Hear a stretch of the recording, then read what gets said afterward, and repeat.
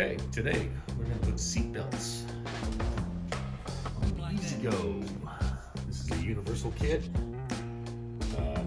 so it's not built just for this, and because of that, we're going to switch some things up. I'm going to take those bolts out and replace them with these, because that's where they bolt up, and they're not going to go all the way through. So we're going to switch things up to make sure it works.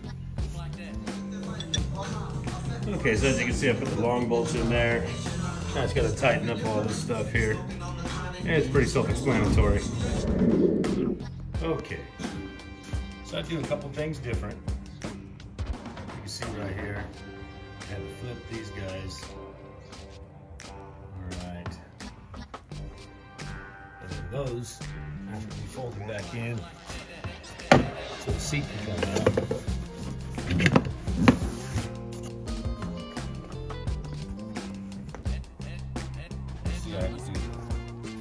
The back one's inside and the other one's outside.